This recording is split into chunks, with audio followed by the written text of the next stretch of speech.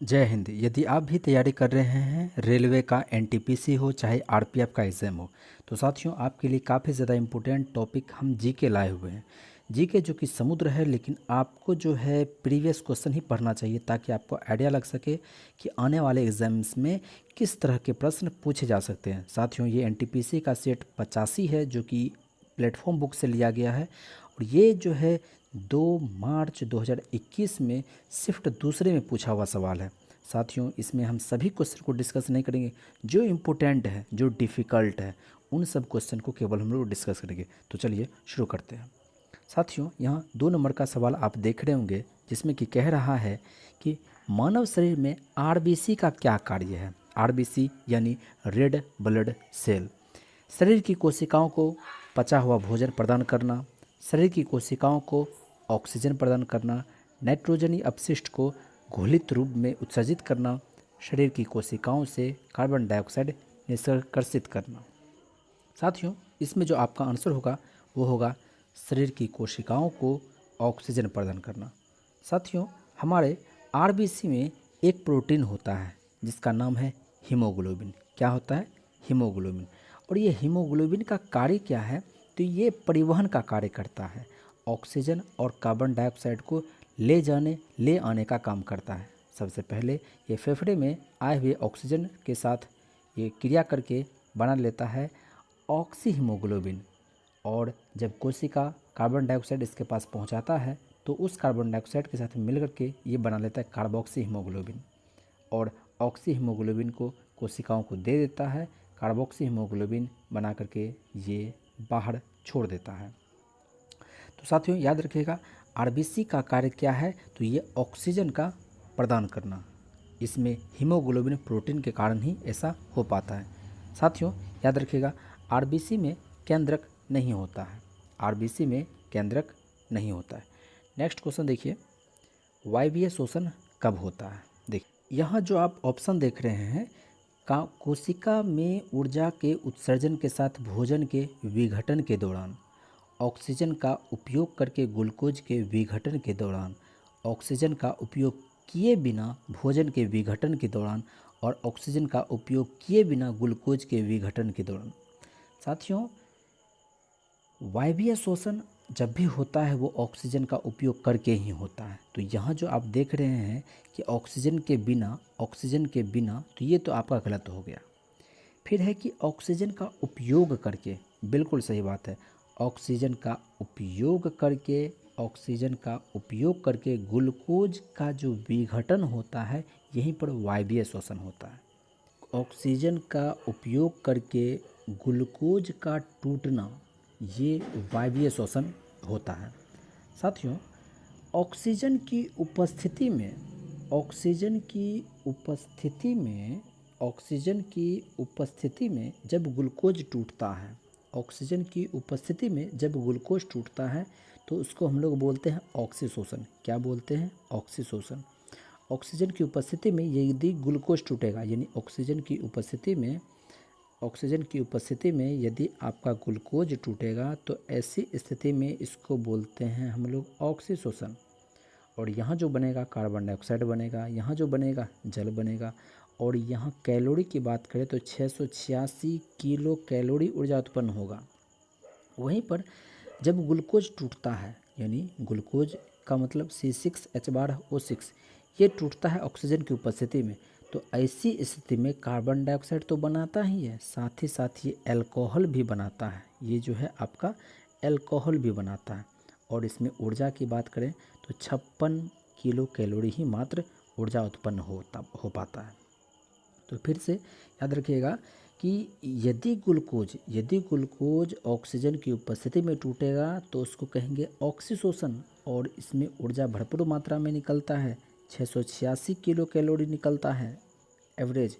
और वहीं पर यदि ग्लूकोज टूट रहा है ऑक्सीजन की अनुपस्थिति में तो उसको कहते हैं अनॉक्सीशोषण, और उसमें जो कैलोरी उत्पन्न होगा वो 56 किलो कैलोरी ही ऊर्जा उत्पन्न होगा। और इसके साथ में आपका अल्कोहल भी बनता है, C2H5OH बनता है। नेक्स्ट क्वेश्चन जो देख रहे हैं, पर्णवृंत डैश का एक अंग है। तो पर्णवृंत को ही इंग्लिश में हम लोग बोलते हैं पेटियोल, क्या बोलते हैं? पेटियोल। और ये जो है पेड़ का अंग है, किसका अंग है? पेड़ का अंग है। पर्णवृंत किसका अंग है? पेड़ का। ऐसे भी पर्ण, पर्ण से पत्ता आप समझते होंगे। अब पत्ता किस में होगा? तो पेड़ में ही ना होगा। नेक्स्ट, निम्न में से कौन सा भाग प्रकाश को मानव आँख में प्रवेश करने की सुविधा प्रदान करता है? तो सबसे आप आँख जो देखते हैं इसका जो बाहरी भाग होता है वही आपका कॉर्निया है, और वही आपके प्रकाश को अंदर जाने में मदद करता है। इसके बाद के अंदर के यदि हम लोग संरचनाओं को देखें तो इसके अंदर, कॉर्निया के अंदर पीछे मतलब रंगीन और अपारदर्शी जो झिल्ली जो होता है, जो आपको रंगीन टाइप का बाहर से, उसी पर आपका आँखों का रंग भी निर्भर करता है। उसको हम लोग इंग्लिश में बोलते हैं आइरिस। क्या बोलते हैं इसको? आइरिस बोलते हैं। और इसके बाहर जो पारदर्शी भाग बना हुआ रहता है, जो उभरा हुआ रहता है, उसको हम लोग बोलते हैं, वो हुआ आपका कॉर्निया। ठीक है। नेक्स्ट, इनमें से कौन सा भारत का पहला रिएक्टर है जिसे यूरेनियम 233 को ईंधन के रूप में किए जाने के लिए डिजाइन किया गया है? तो याद रखिएगा, अगर भारत का पहला परमाणु रिएक्टर की बात करें तो वो है अप्सरा, जिसकी स्थापना 1956 में हुई थी। लेकिन यहाँ पर पहला परमाणु रिएक्टर की बात नहीं कर रहा है, बल्कि पहला उस परमाणु रिएक्टर की बात कर रहा है जो कि यूरेनियम 233 को ईंधन के रूप में उपयोग करने के लिए डिजाइन किया गया है। तो उसका नाम है कामिनी। क्या नाम है? कामिनी। तो याद रखेंगे, भारत का जो पहला परमाणु रिएक्टर है जो कि यूरेनियम 233 को ईंधन के रूप में उपयोग करने के लिए बनाया गया है, उसका क्या नाम है? कामिनी। ऑप्शन डी हो जाएगा। नेक्स्ट जो यहाँ पर आप देख रहे हैं, निम्नलिखित में से कौन सा पौधा अनावृत बीजियों से संबंधित है? तो याद रखेंगे, यहाँ पर 11 का जो ऑप्शन हो जाएगा वो देवदार, यानी कि 11 का बी ऑप्शन हो जाना है।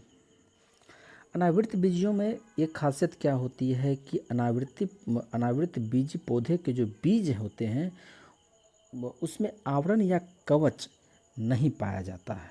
अनावृत बीजी जो पौधे के बीज जो होता है उसमें आवरण या कवच नहीं पाया जाता है, और ऐसा ही पौधा है देवदार। देवदार के जो बीज होते हैं उसके बाहर में आवरण या कवच नहीं पाया जाता है। तो ऑप्शन यहाँ पर आपका डी हो जाएगा, बी हो जाएगा। नेक्स्ट जो आप क्वेश्चन देख रहे हैं कि इनमें से कौन सी संयुक्त राष्ट्र एजेंसी परमाणु प्रौद्योगिकी की सुरक्षा एवं शांतिपूर्ण उपयोग के लिए जवाबदेही है? तो इसमें जो आपका आंसर हो जाएगा वो हो जाएगा अंतर्राष्ट्रीय परमाणु ऊर्जा एजेंसी। साथियों, ये जो आप देख रहे हैं संयुक्त राष्ट्र सुरक्षा परिषद, ये विश्व का, इसको कहते हैं पुलिसमैन, विश्व का पुलिसमैन। लेकिन यहाँ पर जो बात किया गया है, परमाणु प्रौद्योगिकी की सुरक्षा एवं शांतिपूर्ण उपयोग के लिए जो बनाया गया है उसका नाम है अंतर्राष्ट्रीय परमाणु ऊर्जा एजेंसी। ऑप्शन बी यहाँ हो जाएगा हमारा आंसर। साथियों, यदि हम लोग भारत के परमाणु ऊर्जा एजेंसी की बात करें तो उसकी स्थापना हुई थी 1948 में, और वहीं पर यदि हम लोग अंतर्राष्ट्रीय परमाणु ऊर्जा एजेंसी की बात करें तो इसके ही 9 साल के बाद अर्थात 1957 में इसकी स्थापना हुई थी। ये विश्व में किसी भी परमाणु का शांतिपूर्ण ढंग से इस्तेमाल हो, परमाणु ऊर्जा का इस्तेमाल सही कार्यों में हो, इस पर ये नज़र रखने का काम करता है। कौन? अंतर्राष्ट्रीय परमाणु ऊर्जा एजेंसी। इसकी स्थापना कब हुई थी? तो याद रखेंगे 1957 में। नेक्स्ट, इनमें से किस समुदाय द्वारा मीर डैम मीफी नामक उत्सव मनाया जाता है? मीर डैम मीफी, तो याद रखेंगे ये मीर डैम मीफी असम राज्य में मनाया जाता है, और वो भी असम में जो जनजाति पाया जाता है अहोम जनजाति, उनके द्वारा। यानी कि 14 का यहाँ आंसर जो हो जाएगा वो बी हो जाएगा। वहीं अंगामी की बात करें तो अंगामी भी एक जनजाति है जो कि नागालैंड में पाया जाता है। अंगामी, आप इसको ऐसे याद रख सकते हैं नागालैंड। इसको यदि आप देखेंगे तो नग नग अग नग अग नग अग ऐसे आप याद रख सकते हैं। नीसी जो जनजाति है वो अरुणाचल प्रदेश में पाया जाता है। नीसी जनजाति कहाँ पाया जाता है? अरुणाचल प्रदेश में। वहीं कुकी की बात करेंगे तो कुकी जो है ये आपको मिजोरम में देखने को मिलता है। फिर से ताई अहोम जो है ये असम में, अंगामी नागालैंड में, निसी कहाँ तो अरुणाचल प्रदेश में, अक्कुकी कहाँ तो कहेंगे मिजोरम में। नेक्स्ट जो आप देख रहे हैं कि लिंगराज मंदिर कहाँ स्थित है, लिंगराज मंदिर भुवनेश्वर में स्थित है। भुवनेश्वर कहाँ है, उड़ीसा में स्थित है। और इस लिंगराज मंदिर को दो वंशों ने मिलकर के बनाया था, एक सोमवंशी दूसरा गंगवंशी। इन दोनों ने मिलकर के इस लिंगराज मंदिर को पूर्ण किया था। लिंगराज मंदिर कहाँ स्थित है तो हमारे भारत के ही उड़ीसा राज्य में भुवनेश्वर में। उड़ीसा की राजधानी भुवनेश्वर ही तो है। देखिए हमारे भारत में यदि सूर्य मंदिर की बात करेंगे, सूर्य मंदिर की बात करें तो टोटल 5 सूर्य मंदिर है। एक कोणार्क का सूर्य मंदिर नाम जानते होंगे जो कि उड़ीसा में है। एक मार्तंड सूर्य मंदिर है, मार्तंड सूर्य मंदिर जो है वो आपको जम्मू कश्मीर में मिलेगा। एक प्रतापगढ़ सूर्य मंदिर है वो आपको प्रतापगढ़ आपको उत्तर प्रदेश में मिलेगा। वहीं पर कटारमल एक सूर्य मंदिर है, कटारमल सूर्य मंदिर है जो कि अल्मोड़ा में स्थित है और ये जो है उत्तराखंड में स्थित है। लेकिन यहाँ पर पूछा है मोढेरा में, मोढेरा में स्थित जो सूर्य मंदिर है वो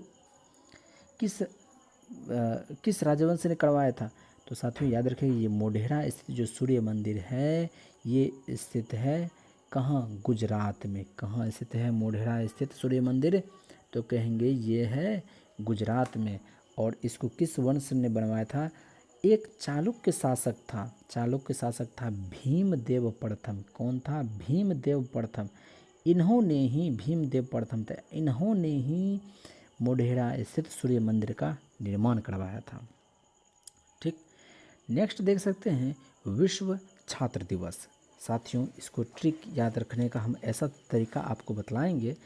विश्व छात्र दिवस को याद करने का ऐसे समझिए कि पहले बात तो समझ लीजिए कि विश्व छात्र दिवस जो हम लोग मनाते हैं वो किनके जन्मदिन पर मनाते हैं तो याद रखिएगा ये जन्मदिन हम लोग मनाते हैं डॉक्टर APJ अब्दुल कलाम की। डॉक्टर APJ अब्दुल कलाम का जन्म कब हुआ था तो कहेंगे आप 15 अक्टूबर को। 15 अक्टूबर को APJ अब्दुल कलाम का जन्म हुआ था और इसी दिन को विश्व छात्र दिवस के रूप में मनाए जाने की घोषणा किसने की थी, UNO ने, संयुक्त राष्ट्र संघ ने किया था। कब किया था, 2010 में किया था कि इस दिवस को यानी कि APJ अब्दुल कलाम के दिवस को विश्व छात्र दिवस के रूप में मनाया जाना चाहिए। अब ट्रिक से इसको कैसे याद रखेंगे, छात्र जो होता है ना, छात्र जो होता है वो टूअर होता है। टूअर समझते होंगे, अनाथ होता है, कोई उसका कुछ वो हेबे नहीं करता जब तक ये छात्र सफल नहीं होगा। तो छात्र क्या होता है, टूअर होता है। इसे याद रहेगा अक्टूबर, 15 अक्टूबर। इसके अलावे आप याद रखेंगे जो यहाँ आपको 17 सितंबर दिख रहा है, 17 सितंबर में विश्व रोगी दिवस, रोगी सुरक्षा दिवस, रोगी सुरक्षा दिवस 17 सितंबर में रोगी सुरक्षा दिवस। अब जैसे देखिए रोगी को सत सुरक्षा मिलना चाहिए, रोगी को सत सुरक्षा मिलना चाहिए, रोगी को सत सुरक्षा मिलना चाहिए। इसे याद रखा 7 से 17, 7 से सितंबर, तो रोगी को सत सुरक्षा चाहिए तो 17 सितंबर। इसके बाद देख रहे हैं 18 दिसंबर। 18 दिसंबर जो होता है वो होता है अल्पसंख्यक अधिकार दिवस, अल्पसंख्यक अधिकार दिवस।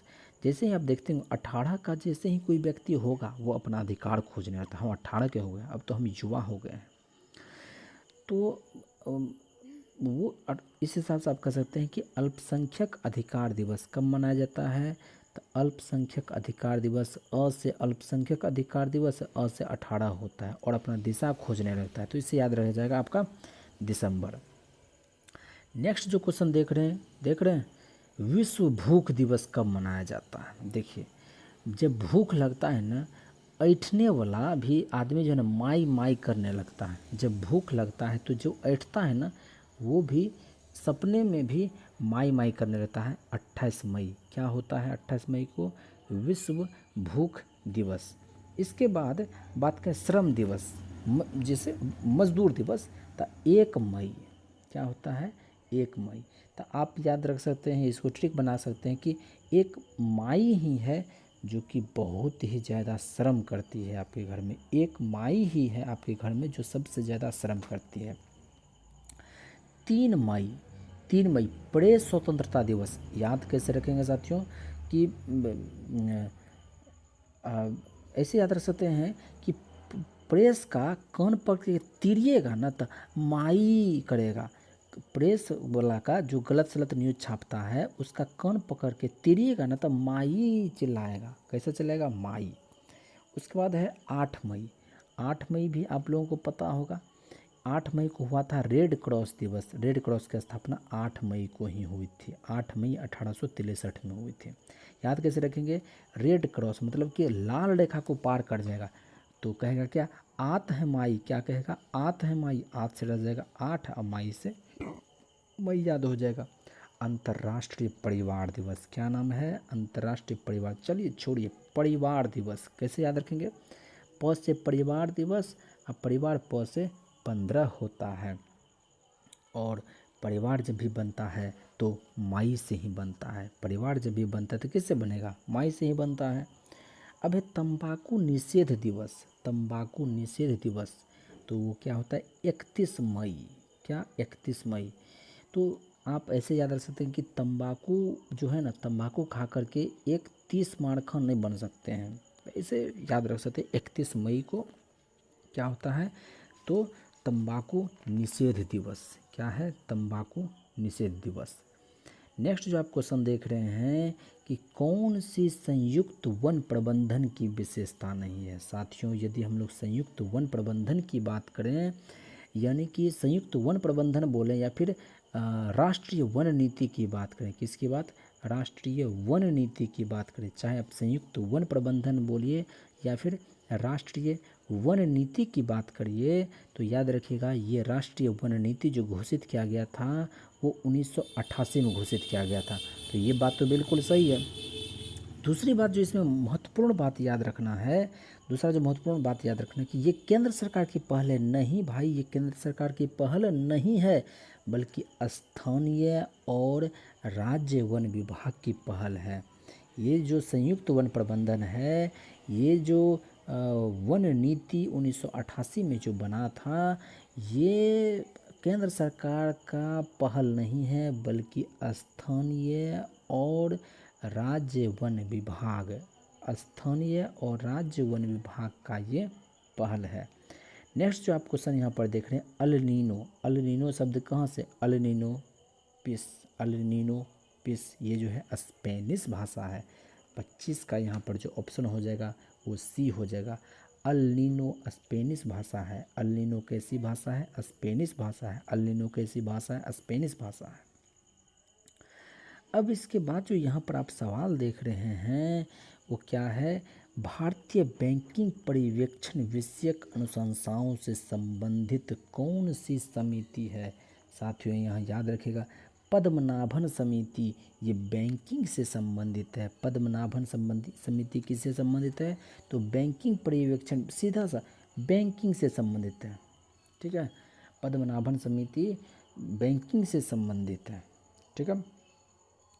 अजीत कुमार समिति, अजीत कुमार समिति जो है वो सेना के वेतन में जो विसंगति जो हुई थी 1997 में, उस चीज़ को जांच करने के लिए बनाई गई थी। 1997 में कब बनाया गया था? अजीत कुमार समिति को 1997 में इसको बनाया गया था। और किस लिए बनाया था? तो सेना के वेतन में जो विसंगति उत्पन्न हो गया था उसको ख़त्म करने के लिए। नेक्स्ट जो आप देख रहे हैं आबिद हुसैन समिति, इसकी भी स्थापना 1997 में ही हुई थी, लेकिन इसकी स्थापना हुई थी उद्योग मंत्रालय यानी उद्योग से संबंधित था। कौन सा समिति? आबिद हुसैन समिति। नेक्स्ट जो आप क्वेश्चन देख रहे हैं कि अभ्रक के बारे में कौन सा कथन सही है? तो याद रखिएगा ये अभ्रक जो होता है इसमें लोहा, सिलिका, मैग्नीशियम ये तीनों से मिलकर के बना हुआ है।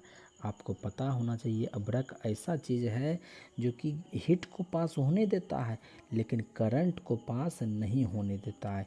हीट आपका आई पार से आई पार हो जाएगा लेकिन करंट नहीं जा पाएगा। ये अभ्रक की खासियत होती है। इसीलिए अभ्रक का प्रयोग जो किया जाता है वो किया जाता है आपके प्रेस में नाइक्रोम का तार होता है और उसके चारों ओर जो होता है वो अभ्रक होता है।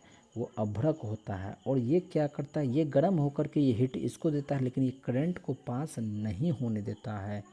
और ये अभ्रक जो है लोहा, सिलिका, मैग्नीशियम तीनों से मिलकर के बना होता है। किस किस से? लोहा, सिलिका, मैग्नीशियम तीनों से मिल किस किस से? लोहा, सिलिका, मैग्नीशियम तीनों से मिल कर के बना होता है। नेक्स्ट जो यहाँ पर आप क्वेश्चन देख रहे हैं, RXILTREDS पर संव्यवहार करने वाला भारत का पहला जो सार्वजनिक क्षेत्र उद्यम है उसका नाम क्या है? तो याद रखेंगे HAL, हिंदुस्तान एरोनॉटिक्स लिमिटेड, यही है। साथियों ट्रेड्स का फुल फॉर्म याद रखिएगा, ट्रेड्स का फुल फॉर्म याद रखिएगा, trade receivables discounting system, trade receivables discounting system, trade receivables discounting systems. वहीं RXIL जो लिखा हुआ इसका मतलब होता है receivable exchange of India, receivable exchange of India. और इस पर समव्यवहार करने वाला भारत का जो पहला सार्वजनिक क्षेत्र उद्यम है वो कौन सा है? HAL, Hindustan aeronautics limited. देखिए क्योटो सम्मेलन, क्योटो प्रोटोकॉल जो हुआ था वो हरितगृह प्रभाव गैस को रोकने के लिए किया गया था। और ये सम्मेलन जो है 1997 में हुआ था, जापान में हुआ था, क्योटो शहर में होता है, इसलिए क्योटो प्रोटोकॉल, क्योटो सम्मेलन क्योटो प्रोटोकॉल कहा गया। लेकिन भारत जो इस पर साइन किया वो किया था 2002 में। लेकिन इतना से भी काम नहीं चलेगा, अक्टूबर में या अगस्त में, तो याद रखेंगे साथियों यहाँ पर कि ये जो साइन किया था वो अगस्त में किया था। कब किया गया था? अगस्त में। भारत जो है वो क्योटो प्रोटोकॉल पर सिग्नेचर कब किया था? 2002 में किया था। और ये प्रभावी कब हुआ? ये जो है प्रभावी कब हुआ? तो याद रखेंगे 2005 में ये प्रभावी हुआ। ठीक है।